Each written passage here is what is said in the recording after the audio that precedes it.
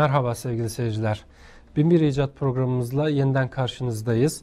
Bugünkü programımızda tıp tarihini, İslam medeniyetinde tıp tarihi ve bilhassa hastaneleri konuşacağız.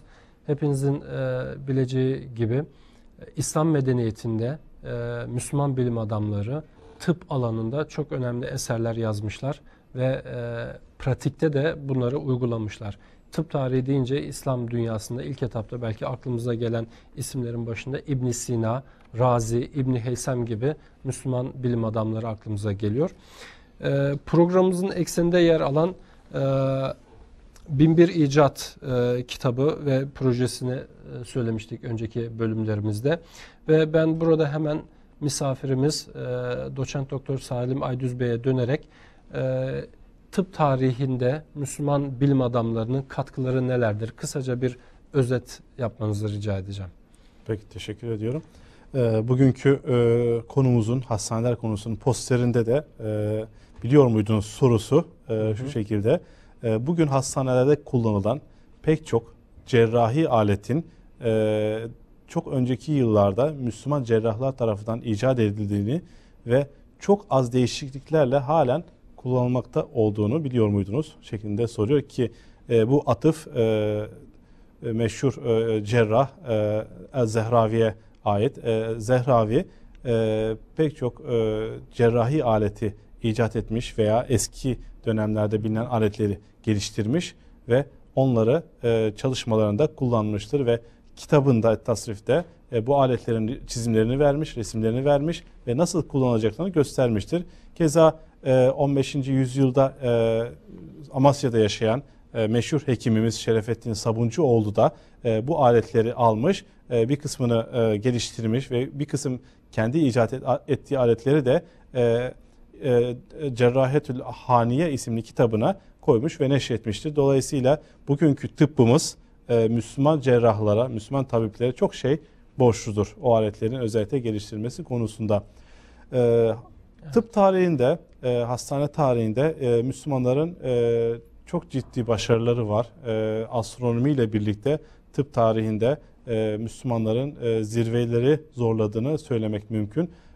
Tıbb-ı Nebevi adı altında Hazreti Peygamber'in tıp konusunda verdiği tavsiyeler Müslüman tabipleri ciddi manada teşvik edici bir rol oynamış ve doktorluğa, tabipliğe ve insanların iyileştirilmesi konusuna çok ciddi önem verilmiştir. Yani şunu söyleyebiliriz o zaman, değil mi?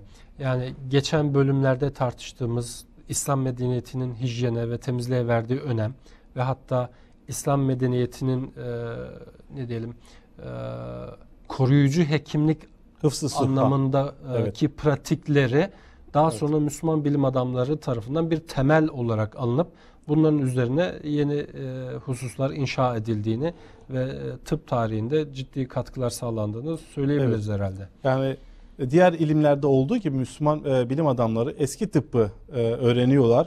Hipokrat'tan, Galen'den gelen tıbbı öğreniyorlar ve onun üzerine ciddi manada yeni bilgiler ekliyorlar ve tıbbın gelişmesinde çok ciddi rol oynuyorlar ki bunların başında sizin de ismini zikrettiğiniz İbn Sina'nın yazdığı eser 19. yüzyılın başlarına kadar Avrupa'da üniversitelerde eğitim kitabı olarak okutuluyor ve kullanılıyor. Bugün bile hala o kitaptan öğrenilecek çok şeyin olduğunu doktorlarımız söylüyorlar. Tabi sadece İbn Sina değil, İbn Sina'nın El Kanun değil, Razi'nin kitapları, İbn Heysem'in ve İtaki'nin, Şemseddin İtaki'nin, İbn Nefis'in, Şirvani'nin, Zehravi'nin eserlerinin de tıp tarihinin gelişmesinde, tıbbın gelişmesinde çok önemli rollerin olduğunu söyleyebiliriz.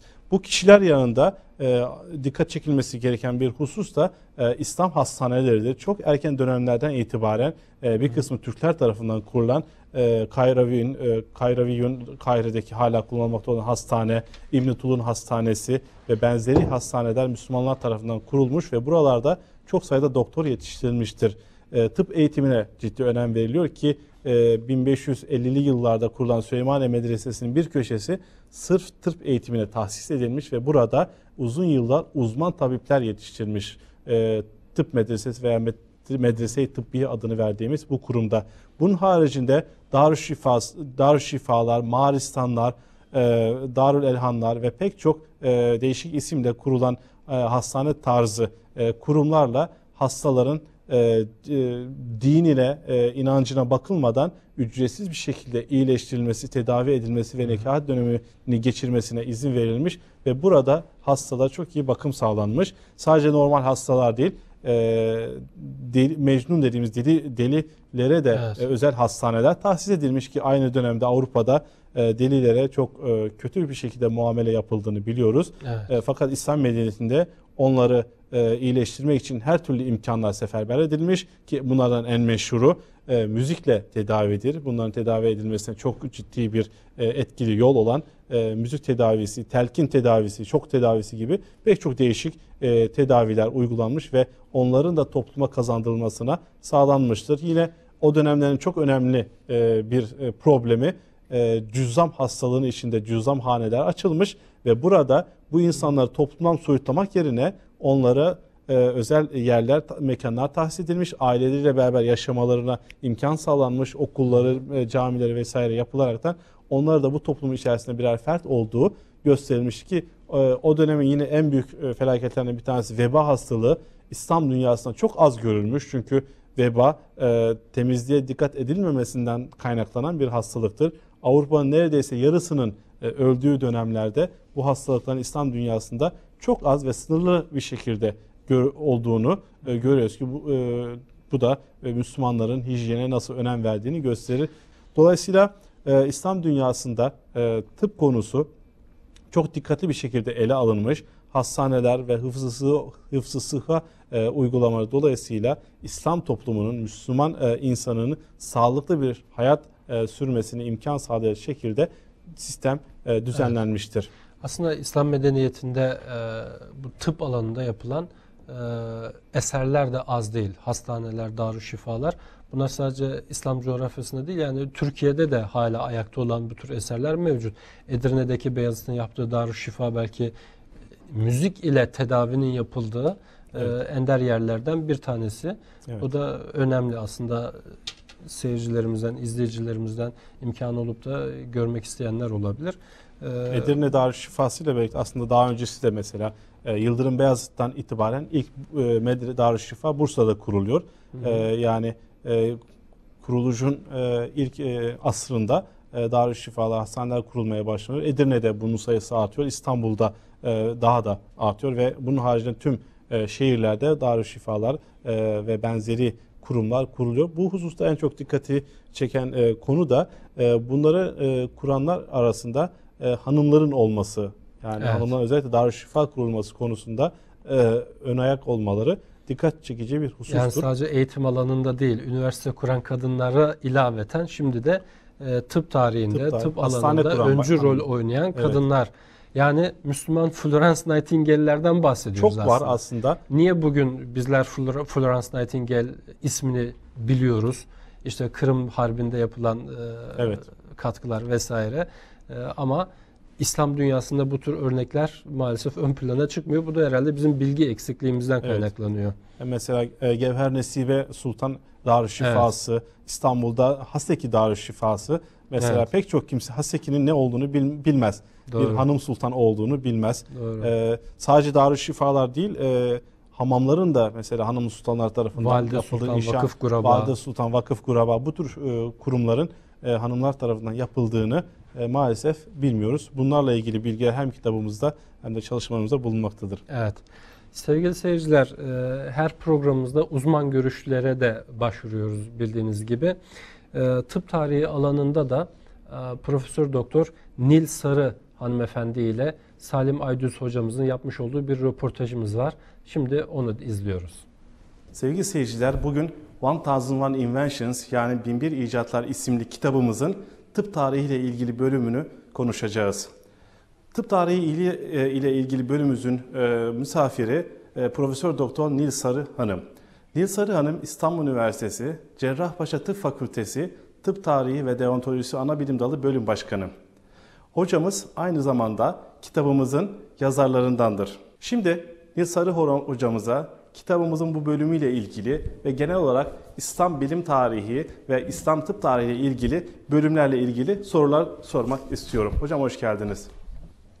Hocam öncelikle İslam medeniyetinde tıp müesseselerinin, hastanelerin konumu nasıldı, işleyişi nasıldı, ne tür faaliyetlerde bulunuyordu, özellikleri nelerdir, hastalara davranışı ve hastalara verdikleri tedavi şekilleri nelerdir? Bu konularda bize bilgi verirseniz sevinirim. Bu İslam medeniyetinin bize bıraktığı mirası tanıtan bir kitap var şu anda elimde. Ben sergiyi de Manchester'da gezdim. Hakikaten ikisi birbirini çok güzel tamamlıyordu. Gerek serginin deki bir takım aletlerin olduğu gibi canlandırılması ve yaşatılması, gerekse bu kitabın hafızalara kaydedilmesi için bu kitabın yayınlanmış olması İslam medeniyet tarihi için büyük bir kazançtır. Bugün ben sizlere İslam medeniyetinin en güçlü yönlerinden biri olan sağlık kurumlarıyla başlamak istiyorum. Biliyorsunuz ki her alanda olduğu gibi sağlık alanında da eğer kurumlaşma olmaz ise ilerlemek mümkün değildir. Çünkü bireyin ya da tek kişinin ya da küçük grupların yürütebileceği bir hadise değildir. Bu hastanelerin kuruluş yapısına ve işletme düzenine baktığımız zaman çok hakikaten hayretler içinde kalıyoruz. Fakat ayrıca şunu da düşünüyorum ki biz bu yöntemle yine hastaneler, sağlık kurumları işletebiliriz. Vakıf dediğimiz bir kuruluştur hastanelerde. Dolayısıyla bütün hastalar, fakir ve zengin, parasız olaraktan tedavi edilirler. Tedavi edilene kadar hastanede bakılırlar ve kendilerine gerekli olan ilaçlar ve yiyecekler kendilerine takdim edilir.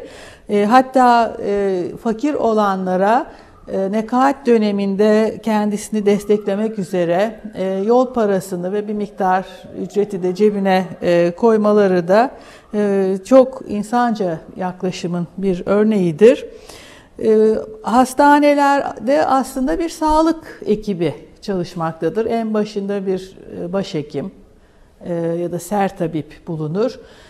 Bu genellikle en kıdemli tabip olan kişidir. Bunun dışında ikinci ve üçüncü tabipler vardır. Bunlar baş tabibin yardımcılarıdır. İslam döneminde Selçuklularda ve Osmanlılarda da böyledir. Bir sağlık uzmanlığı alanında bir uzmanlaşma vardır. Mesela cerrahlar ayrı bir sınıftır, ayrı bir uzmanlık alanıdır ve tabipler ve cerrahların işleri ayrı ayrı görülmektedir. Bir üçüncü uzmanlık alanı kehaller yani göz hekimleridir. Bunun dışında biraz sonra tekrar değineceğiz. Eczacılar ayrı bir meslek sınıfı olarak karşımıza çıkar. Hatta eczacılıkla meşgul olanların da kendi kendi meslekleri dahilinde alt sınıflamaları, alt meslek grupları olduğunu da görmekteyiz. Mesela nereden bunları öğreniyoruz? Darüşşifa adını verdiğimiz hastanelerin vakfiyelerinden ediniyoruz bu bilgileri. Ahşap denilen eczacının yanı sıra mesela tabbah adı verdiğimiz ilaç yapımında kullanılan maddeleri sıvı ya da macun şeklinde ya da toz şeklinde elde eden çeşitli uzmanlık dalları vardır. Hatta o kadar ayrıntıya gidilmiştir ki Edviye Kup adı verilen bir özel güçlü kuvvetli bir kişinin ilaçları dövmek üzere burada görev yaptığını görüyoruz. Gerek doğulu gerekse batılı kaynaklar darüşşifaların çok temiz olduğunu, son derece itina ile muamele edildiğini gösteriyor. Ve 8. yüzyıldan itibaren hastane adını verebileceğimiz sağlık kurumlarının oluşturulduğunu görüyoruz. Ve sevinerek söylemek isterim ki bunların birçoğu da Türk idareciler tarafından kurulmuştur. Mesela 9. yüzyılda Tolunoğullarının kurulduğu İbn Tolun Hastanesi ve daha sonra 13. asırda Memlüklü Türklerinin kurduğu Kalavun Hastanesi, ki bu kitapta çok güzel bir de fotoğrafını göreceksiniz. Kalavun bugün halen ayaktadır ve halen kullanılmaktadır. Çok güzel işleyen hastanelerde. Tabii Anadolu'da da çok güzel örnekleri var. Mesela Kayseri Darüşşifası çifte medreselidir. Biliyoruz ki gene bu hastanelerde tabipler hasta başında eğitilmektedir. Bu çok önemlidir. Çünkü ezbere dayanmayan, hastadan uzak tedavilerin o dönemlerde Doğu'da ve Batı'da uygulanırken klinik hekimliğe İslam medeniyetinde çok önem verilmesi, hakikaten üzerinde ısrarla durulması gerekir. Tıp eğitiminin İslam dünyasında ayrı bir tıp medresesinde yapılan en önemli kurum Süleymaniye Külliyesi'nin bir bölümü olan Süleymaniye Tıp Medresesi'dir. Bugün halen ayaktadır. Vakfiyesi de fevkalade ilgi çekicidir. Tıp öğrencilerine ders veren müderris ve öğrencilerinden beklenen çok önemli ahlak özellikleri vardır. Mesela noktacı adı verilen bir şahıs hem müderrisi, yani hem öğreten kişiyi hem de öğrenen kişileri, danişmentleri sürekli izlemekte, takip etmekte. Görevini aksatan, işine gelmeyenlerin hatta günlük ücretinin kesilerek cezalandırılması söz konusudur. Yani hiçbir şekilde bir başıboşluk söz konusu değildir. Çok ciddi bir eğitimden geçirilirler. Hastanelerde tayin edileceklerde daha hastaneye henüz alınmadan önce onlardan bir takım ahlaki vasıflar beklenir ki bu da dünyada hiç görülmemiş bir uygulamadır. Ahlakı kötü olan, çirkin davranışları olan, merhametli olmayan, bilgisiz, cahil ya da beceriksiz olanların hastanelere alınmamasıyla ilgili bir takım kurallar vakfiyelerde yer alır. Bu da hakikaten İslam medeniyetinin bir parçası olarak günümüzde çok dikkati çekmektedir. Hatta hemşireliğin olduğunu da biliyoruz. Onlara kayyum adı verilmektedir. Kayyumların sürekli hastayı gözeten, onun yanından hiç ayrılmayan, her türlü işini gören, yani yalnız ilaçlarını vermekle kalmayıp onu yediren, ona bakan, temizleyen kişiler olarak dikkatimizi çekmektedir. Teşekkür ediyorum hocam. İkinci bir soru olarak cerrahi alanında Müslüman bilim adamlarının çok önemli ve kayda değer katkıları ve yeni geliştirdiği aletler var. Cerrahi alanında Müslüman bilim adamlarının ortaya koyduğu yenilikler nelerdir? Ne tür aletler geliştirmişlerdir? Ve bu sahada özellikle zikredilmesi gereken bilim adamları, tabipler, cerrahlar kimlerdir? Bahseder misiniz? 10. yüzyılda yaşamış olan Zehravi'nin El Tesrif adlı kitabında çok geniş bir bölüm cerrahiye ayrılmıştır. İlk defa olarak tarihte ameliyatlarda kullanılan cerrahi aletlerin çizimlerini buluyoruz. Daha önce bunların bir takım isimleri, bir takım el yazmalarında geçmektedir ama bunların şekillerinin nasıl olduğunu ilk defa El-Zahravi'nin kitabında görüyoruz. İkinci bir şey daha bizi çok şaşırtıyor. Gerçekten çok çok önemli.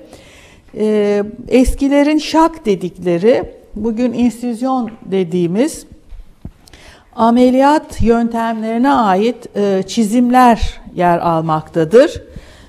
Bu çizimler de cerraha bıçağı nasıl kullanacağına ve dokuyu nasıl keseceğine dair yöntemi tasvir ile, yani göstererek, çizerekten anlatmaktadır ki çok önemlidir. Daha sonra 15. yüzyılda Amasya'nın başhekimliğini yapan Şerefettin Sabuncuoğlu Zehravi'nin Cerrahi kitabından yararlanmış. Bu eseri çevirdikten sonra kendi katkılarını da eklemiş kitaba ve burada da dünyada gene ilk defa olarak hekimin, cerrahın hastasını nasıl muayene ettiği, nasıl ameliyat ettiği ve nasıl müdahale ettiğini gösteren resimleri buluyoruz ki bu da ilk defa yapılmaktadır. Bu da cerraha aleti nasıl tutacak, dokuyu nasıl kesecek, hasta nasıl oturacak, hekim nasıl bir pozisyonda bulunacak, bunu göstermekte, öğretmektedir. Tabii aletlerde de bir takım yenilikler getirilmiştir. Daha kendilerinden önceki aletlerde bir kere değişiklikler yapmışlardır. Bu değişikliklerin birkaç amacı vardır. Mesela bunlardan bir tanesi olabildiğince ameliyat edilen kişinin korunmasına yöneliktir. Mesela diyelim ki bir dokuyu dağlayarak tedavi edecek hekim. Fakat o dokuyu dağlayarak tedavi ederken dağlama aletinin etraftaki dokulara da zarar vermesi söz konusu olduğundan bir boru içinden geçirerekten dağlamayı yapıp etraf dokuyu korumaktadır. Mesela bu bir icattır.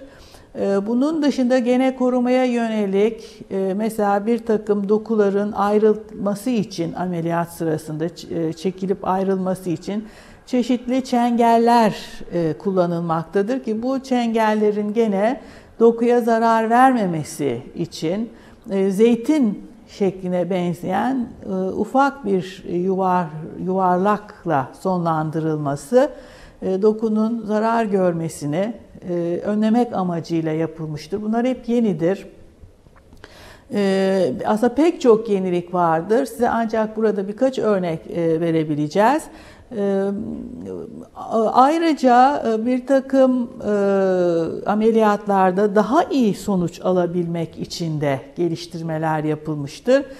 Mesela makas ilk defa kullanılmıştır. Daha önce makasın ameliyat amacıyla cerrahlar tarafından kullanıldığına dair kayıt yok.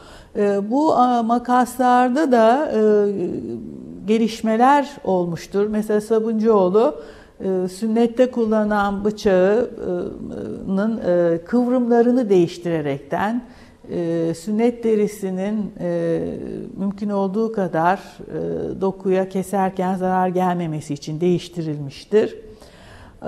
Mesela gene ilk defa idrar yolunda ve mesanede olan taşı kıran bir alet geliştirilmiştir. Eskiden bu taşı ufalayıp almak fikri bulunmuyordu. Mesela gene bademcik ameliyatında hem kesilen dokunun kolay kesilmesi için hem de kesilen dokunun dışarı çıkarılabilmesi için aynı aletle iki yönlü bir alet geliştirilmiştir. Bu aletlerde hastanın psikolojisi dahi düşünülmüştür. Mesela öyle bir bıçak geliştirilmiştir ki kesmek üzere dokuyu. Hasta eğer çok sinirli ya da çok heyecanlı ise o bıçağı görmesin diye gizli bir bıçak yapılmıştır.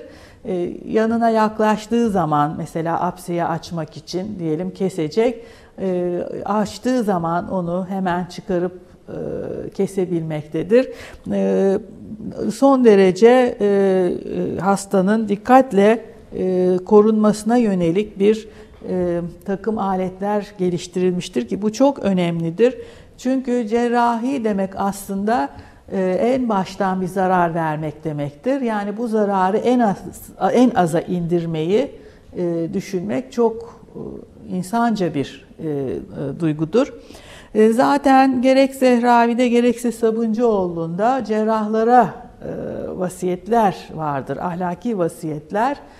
Bunlar da hep vurgulanan şudur: bir cerrah hastasına esirgeyerek yaklaşmalıdır. Dolayısıyla aslında cerrahi hiçbir zaman ilaçla tedavi edilen bir hastaya uygulanmayacaktır. Muhakkak bir son çare olarak ulaşılır. Hocam, bildiğiniz gibi önemli bir problem var tıp tarihinde. Kan dolaşımının ilk defa kim tarafından ortaya konulduğu. Bu hususa ilgili kitabımızda çok güzel bir bölüm var. Bu bölüme göre tıp tarihinde kan dolaşımıyla ilgili ilk bilgiler Müslüman tabip İbn Nefis tarafından ortaya konulmuştur. Bununla ilgili acaba neler söyleyeceksiniz? Kan dolaşımı ile ilgili ve İbn Nefis ile ilgili son derece güzel bir bahis olduğunu görüyorum. Bütün ayrıntılarıyla anlatılmış gerçekten. Eski tıpta, bakın burada da ben size göstereyim, bu eski ve yeni dolaşımla ilgili resimler de yayınlanmış. Hakikaten kitabı okuyan bu gelişmenin nasıl olduğunu pek güzel anlayabiliyor. Eski bilgilere göre kalbin ortasında bir duvar ve bu duvarın ortasında da delikler olduğu, gözle görülmeyen küçük deliklerden kanın bir tarafından kalbin öteki tarafına geçtiğine inanılırdı. Böyle olduğu varsayılırdı. Tabii kanın dolaşma fikri bir kere çok önemlidir ki bunu ilk defa biz İbn Nefis'in ortaya koyduğunu görüyoruz 13. yüzyılın başında. Çünkü eskiden kanın sürekli yapıldığını, sürekli üretildiğini, yok edilip üretildiğine inanılırdı. Dolaşma fikri yoktu. İbn Nefis kanın akciğerlerden dolaştığını ve oradan hava alındığını, kanla havanın karıştığını bize öğretmiştir. Bu çok önemli bir hadisedir çünkü daha önceleri akciğerlerin bir körük gibi işte kanı soğuttuğu varsayılırdı. Fakat tabii İbn Nefis'in bu buluşu uzun zaman kitaplar arasında saklı kaldı ve daha sonra Harvey'in 17. yüzyılda dolaşımı bulduğu söylendi. Fakat bu küçük dolaşım adını verdiğimiz akciğer dolaşımının bir din adamı olan aslında Servetus'un kitabında da yer aldığı daha sonra anlaşıldı. Ve daha sonra yine çok sonraları 20. yüzyılın başında da anlaşıldı ki aslında Servetus da İbn Nefis'ten yapılan bir çeviriden bunu öğrenmiş ve nakletmişti. Dolayısıyla hakikaten çok uzun yüzyıllar sonra İbn Nefis'e hakkı verilmiş oluyor. Şunu belirtmek isterim, Avrupa Rönesansı tamamen İslam dünyasının kaleme almış olduğu bilim kitaplarını Latince'ye ve hatta ondan sonra da her milletin kendi ana diline çevirmesiyle yapmıştır. Başka türlü Rönesans olamazdı. Çünkü Orta Çağ'da biliyoruz ki bilgi üretilmiyordu, yeni bilgiler elde edilmiyordu. Sadece bir takım kopyalar yapılıyordu. Ve nitekim Avrupa'nın üniversitelerinde Salerno, Montpellier, Bologna, daha sonra Oxford, bütün bu okullarda uzun zaman İslam bilim adamlarının kitapları okutuldu ve ne zaman ki bunlar işte tercüme yoluyla Avrupalı düşünürlere, yazarlara ulaştı, onlar Rönesans'ını bu edindikleri bilgilere yenilerini katarak yapabildiler. Hocam, İslam tıp tarihinde çok çeşitli tedavi yöntemleri ve usulleri uygulanmaktaydı. Bunlarla ilgili acaba ne tür tıp tarihinde, İslam tıp tarihinde tedavi yöntemleri uygulanmıştır? Bu konuda bize kitabımıza da bölümlere atıfta bulunarak bilgiler verebilir misiniz? İslam medeniyetinde tedavi yöntemlerine geçmeden önce bir yaklaşımlarını, bir değer yargılarını özellikle vurgulamak istiyorum. Hiçbir zaman Avrupa'daki gibi İslam hekimleri hastaları üzerinde ya da insanlar üzerinde deney yapmaktan hoşlanmazlardı. Onların bilgi edinmeleri daha çok tecrübeleri ne dayanıyordu? Zarar vermemek için bir takım küçük değişiklikler yaparaktan adım adım ilerliyorlardı. Mesela biz Avrupa'ya baktığımız zaman, mesela 17. yüzyılda rahatlıkla bir köpekten insana kan nakledebiliyorlardı. Sadece merak uğruna bu yapılıyordu. Dolayısıyla böyle zarar verici deneylerden uzun zaman kaçınmışlardır. Tercih ettikleri tedavi, daha doğrusu ilk başvurdukları yöntem önce perhizle, yani bugün diyet dediğimiz tedavi yöntemidir ki çok koruyucu bir tıptır aynı zamanda. Hastalanmamak üzerine ilk tedbir alınır. Bunun için dönem dönem kullanılan bir takım bitki kökenli şerbetlerden yararlanırlar. Yahut da mesela bugün de çok etkili kandaki pıhtıyı çözücü olduğunu bildiğimiz sülük vasıtasıyla, yani koruyucu usullerle tedavi ederler. Mesela bugünle bir kıyas yapacak olursak, diyelim ki tansiyonu yükseliyor hastanın. Önce ilaç vermezdi bir İslam hekimi. Önce bunu beslenmesine dikkat ederek, işte tuzsuz yiyerek ya da tansiyonu yükseltecek maddelerden kaçınarak tedavisine kalkışırdı. Dolayısıyla bütün besin maddeleri ilaçla tedavinin birinci ayağını teşkil ederdi. Daha sonra gene bitkilerle yapılan ve terkipten çok önce tek bir duruğu tercih ederlerdi ki İslam tababetinde ikiye ayrılırdı. Müfredat ve mürekkebat adı verilirdi. Müfredat, bugün durak adını verdiğimiz bitkilerin ilaç olarak kullanılan kısımlarına verilen ad.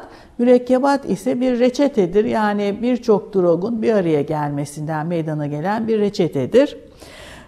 Ve kullanılan bu bitkiler öncelikle yan tesiri çok olmayan bitkilerdir. En son artık çare bulunamadığı zaman içinde zehirli, yani toksik madde bulunan bitkilere başvurulur. Çok güzel müfredat kitapları vardır. Çok güzel Akrabedin adı verilen mürekkebat kitapları vardır. Mesela İbn Baytar'ın kitabı yüzyıllarca kullanılmıştır.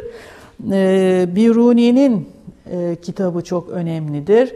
Mesela El-Kindi'nin kitabında ilaçların miktarları ile ilgili, dozlarla ilgili çok ciddi bilgiler vardır.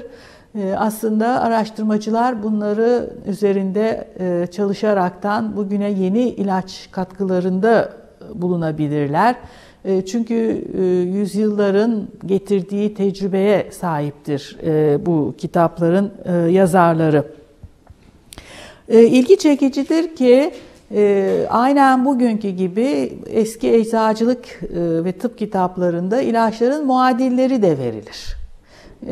Mesela diyelim bu bitki değil, bulamazsan onun yerine şu bitkiyi kullanabilirsin şeklinde. Gene çok ilgi çekicidir ki yan tesirlerden söz edilir ve yan tesirlerini giderecek diğer bitkilerle birlikte alınması tavsiye edilir ve bunların da neler olduğunun isimleri verilir. Bitkilerle tedaviye ait minyatürlü çok güzel kitaplar vardır. Selçuklular döneminde çok güzel Arapça ve Farsça kitaplar yayınlanmıştır. Burada resimlerini görüyorsunuz.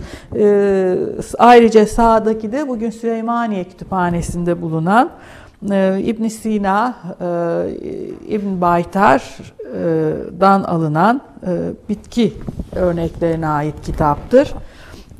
Hakikaten bitkilerle tedavi konusu bir deryadır. İnanın ki çok az incelenmiştir. Ümit ederim ki gençler ilgi duyar ve bu alanda önemli araştırmalara kapı açarlar diye ümit ediyorum. Eczacılık bir meslek olaraktan en önce İslam dünyasında meydana gelmiştir. Ve hatta çok özel ilaç kapları yapılmıştır. Bu ilaç kapları tabii önemlidir. İlacın muhafazası açısından çok önemlidir. İlaçların nasıl muhafaza edileceğine dair önemli bilgiler verirler. Hatta bu bitkilerin ne zaman toplanacak, nasıl saklanacak, bütün bunlar üzerinde çok ciddi bir bilgi birikimi vardır İslam medeniyetinde. Bu ilaçların nasıl kullanılacağı üzerine de çok ciddi bilgilere sahibiz. Sabah alınır, akşam alınır şeklinde verilmektedir. Evet, çok ilgi çekici bir tedavi şekli de aşı yöntemidir. Ki bütün dünyaya da Osmanlı'dan yayılmıştır. Aslında bu keşiften çok önce biliniyordu bu. Yani aşı yönteminin farkına varılmasından yüzyıllarca, belki de binlerce yıl önce uygulanıyordu. Burada resmini gördüğünüz Lady Montagu, İngiliz sefirinin eşidir. Kendisi şahit olmuştur bu uygulamaya. Ve İngiltere'ye bu usulü hem mektupla bildirmiştir, hem de kendi doktoru olan Timony İngiltere'ye gittiğinde bir makale yayınlamıştır. Şimdi bu tedavi yöntemi biz bugün Jenner tarafından keşfedildi diye tabii okuyoruz. Evet, Jenner bir çiçek aşısı geliştirmiştir ama bu yayınları takip etmiştir. Bu yayınları görmüştür ve kendisi dolayısıyla inek çiçeğine yakalanan İngiliz çiftçilerinin çiçek hastalığına yakalanmadığını, ellerinde bunun karşında püstüller oluştuğunu tespit etmiştir. Ve bu bağlantıyı ancak bu şekilde kurmuştur ve bu işin bulucusu olmuştur. Ne yazık ki bunun içinde yaşayan, aşının içinde yaşayan bizim kendi bilim adamlarımız bunu denememiştir. Deneseydiler hakikaten bulucusu diye tanınabileceklerdi. Sevgili seyirciler, Profesör Doktor Nil Sarı ile yapmış olduğumuz bu röportaja kısa bir reklam arasından sonra devam edeceğiz.